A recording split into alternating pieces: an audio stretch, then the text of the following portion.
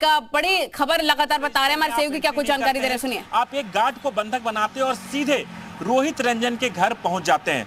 सुबह का वक्त था 5-6 बजे, अमूमन ये वक्त होता है जब लोग सोए होते हैं, और उसके बाद आप घर पहुंच जाते हैं। उसके बाद धड़ाधड़ लगभग 8 से 10 की तादाद में पुलिसकर्मी छत्तीसगढ़ पुलिस के थे जो सादी वर्दी में थे, वो रोहित के घर में घुस जाते हैं। बार बार रिक्वेस्ट किया जाता है कि घर के अंदर छोटे बच्चे, चूंकि बता दूं कि रोहित के घर में रोहित, उनका भाई, उनकी पत्नी और 2 मासूम बच्चे हैं। एक बच्ची है जिसकी उम्र महज 1 साल है, 1 महीने की है। बेटे की उम्र 5 साल है। बच्चे डिस्टर्ब होते हैं, उनके बच्चे की तबीयत भी खराब होती है। उनकी पत्नी कहती है सर आप घर के बाहर भी आप बात कर सकते हैं, लेकिन पुलिस वाले कहते हैं कि हमारे पास कोर्ट का NVW है, नोटिस है, और हमें रोहित को गिरफ्तार करना, उन्हें ले जाना है। इस बात को लेकर उनकी पत्नी और पुलिसकर्मी के बीच में ये बहस होती है। उसके बाद आप बैठ जाते हैं। उसके बाद जो सिक्योरिटी इंचार्ज है जो सोसाइटी का, वो लोकल पुलिस को जानकारी देता है। लोकल पुलिस पहुंचती है और कहीं ना कहीं तमाम बातों को लेकर पहुंचती है। तो कहीं ना कहीं जो नियम कानून होते हैं, जिस प्रोसीजर, जिस कानून का पालन करना चाहिए था छत्तीसगढ़ पुलिस को, वो वहाँ पर नहीं करते। अगर सिक्योरिटी गार्ड वहाँ पर मुस्तैद नहीं होते और रोहित को उसको आसानी से ले जाने देते, तो शायद आप अंदाजा लगाए कि रोहित के साथ क्या हो सकता था। किस नियति के साथ छत्तीसगढ़ पुलिस पहुंची।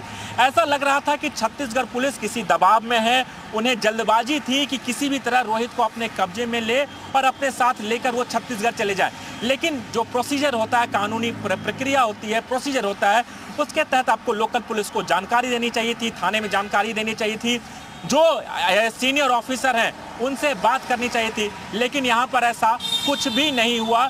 जिस तरीके से छत्तीसगढ़ पुलिस के नियत और काम करने के तरीके पर सवाल खड़ा होता है। जी, तो हमारी सहयोगी जानकारी दे रहे हैं कि पूरा प्रोसेस आखिर क्या होता है। ये देखिए, फिलहाल एक्सक्लूसिव तस्वीरें हम आपको दिखा रहे हैं कैसे छत्तीसगढ़ पुलिस वहां पर पहुंचती है और जबरन गिरफ्तारी की कोशिश की जाती है। ना वहां पर जांच पड़ताल होती है, ना नोटिस दिया जाता है, जबरन घुस जाती है घर में पुलिस और गार्ड को भी धमकाया गया है। फिलहाल आप ये तस्वीरें देख सकते हैं, जी न्यूज के एंकर के घर पर छत्तीसगढ़ पुलिस जबरन पहुंच जाती है, गिरफ्तारी के लिए सोसाइटी में पहुंच जाती है और गार्ड को भी डराया धमकाया जाता है।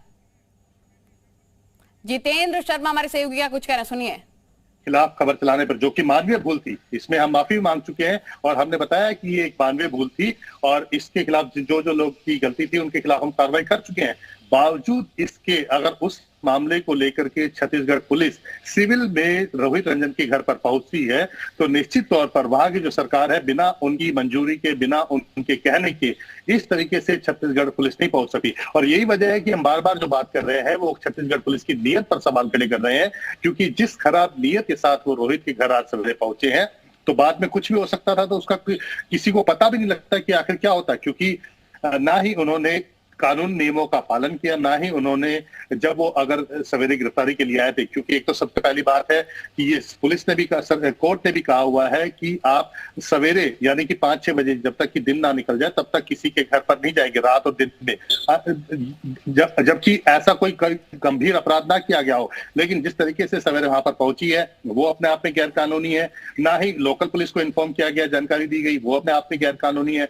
वर्दी नहीं पहनी थी, ये गैर कानूनी है।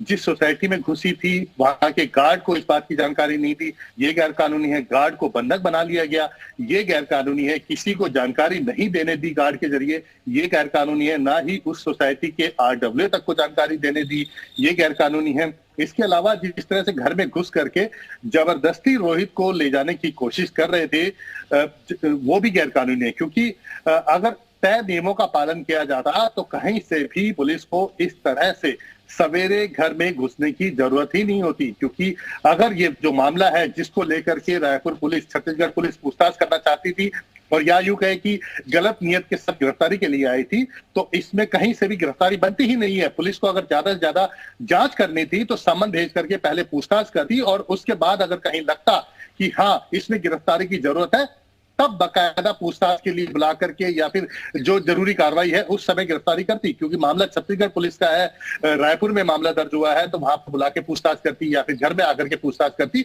लेकिन किसी भी तय नियम कानून का पालन छत्तीसगढ़ पुलिस ने नहीं किया, बल्कि एक तरह से मैं ये कहूं कि गुंडागर्दी दिखाई है छत्तीसगढ़ पुलिस ने। क्योंकि जिस तरह से सिविल में वो घर में घुसी है, अब आप मान लीजिए कि जिसके बारे में किसी को पता ही नहीं है कि वो पुलिस है और वो सिविल में रोहित रंजन को अपने साथ उठा करके ले जाती और कुछ हादसा हो जाता रोहित के साथ, तो किसकी जवाबदेही होती?